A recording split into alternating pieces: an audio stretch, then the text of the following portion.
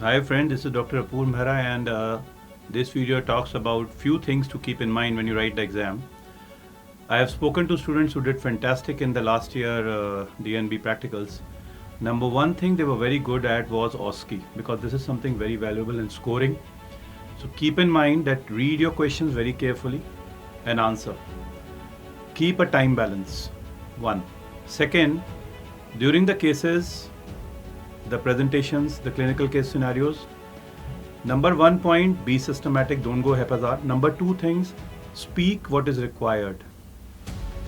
Have these things in mind that the examiner will ask you the very obvious things, so don't make blunders.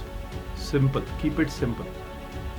Answer what has been asked. Do not try to answer more just because you know it. Then will come the table vivas, the instruments, the x-rays, the orthotic prosthesis. All these things have been beautifully covered in the app.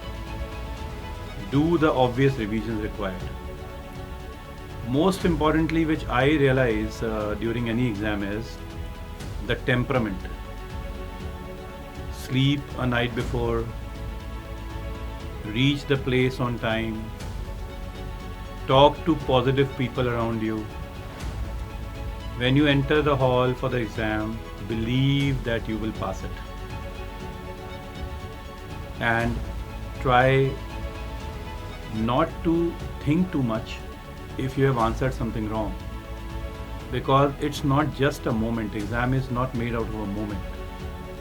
It's a process where your skills, your knowledge will be tested. We always have a feeling a night before we don't know anything. All of us. But I'm sure you know much more than you think you know. All the best from me, and I'm sure this time we will change the results to more passing rates. God bless. Thank you very much. Don't worry, you will pass with flying colors. All the best. And I'm sure all of you will come out with flying colors. All the very best. You are going to do amazing and going to come out in flying colors. All the very best. Good luck for your exams. Don't stress. Do your best. Good luck. I wish you guys all the best.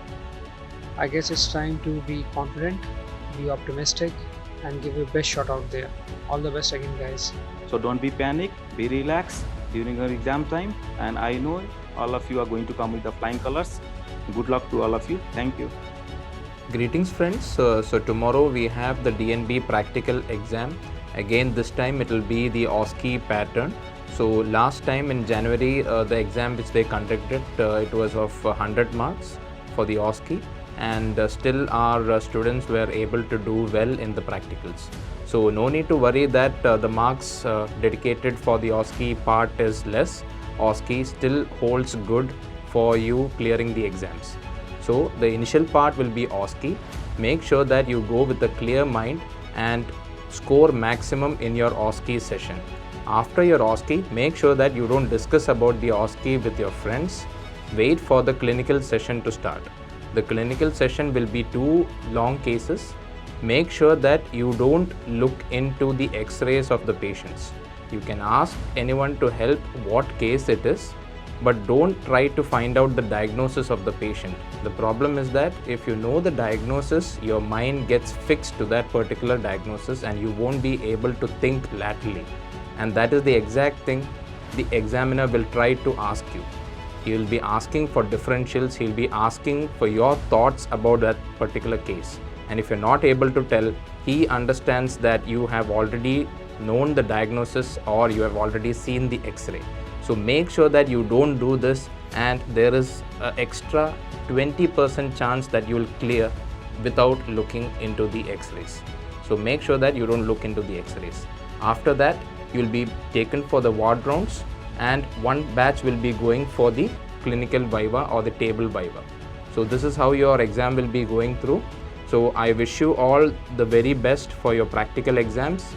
Be with a clear mind, answer all the possible questions. Don't do too much of lateral thinking. Just write what you know and just come back and you will clear your exams with flying colors. All the very best, students. So today we won't be having any session, so you learn or revise whatever you have learned till now and give your exams properly. All the best. Tomorrow evening, once you finish your exam and come back, we will be waiting for you with the foot and ankle trauma course. So the foot and ankle trauma course will be Saturday and Sunday, a 4-hour program each day, and we'll be waiting for you to discuss about the fractures around the foot and ankle. All the very best, students, and come out with flying colors. Thank you.